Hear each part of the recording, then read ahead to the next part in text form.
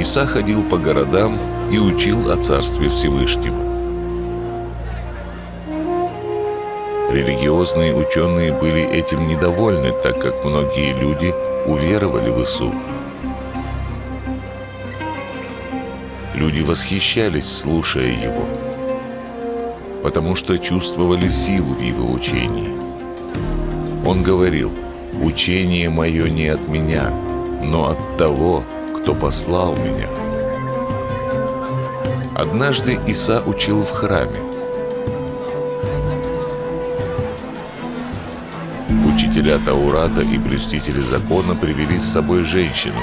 Они сказали Исе: «Мы застали эту женщину, когда она изменяла мужу. Муса повелел в Таурате закидывать таких камнями. А ты что скажешь?» Они спросили это, чтобы найти повод поймать Ису на слове и обвинить его. Иса склонился и начал писать пальцем на земле. Они упрямо продолжали его спрашивать. Тогда Иса выпрямился и сказал: «Кто из вас без греха?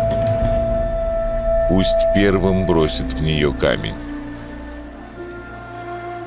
И опять, склонившись, продолжал писать на земле.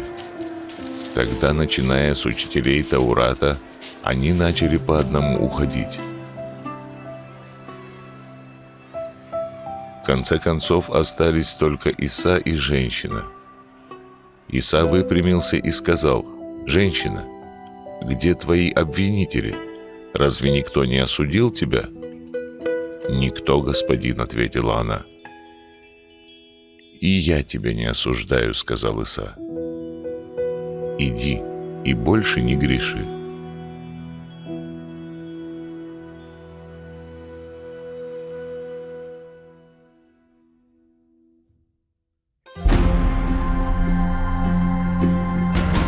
У религиозных лидеров по закону было право забить блудницу камнями.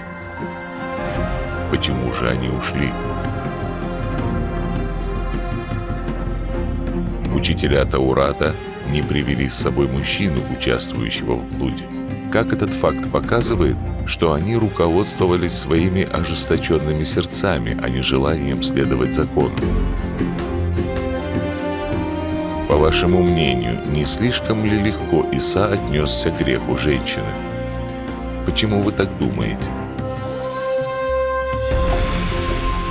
Иса не отрицал законов Таурата. Тогда что он хотел показать, не осудив блудницу, а дав ей второй шанс?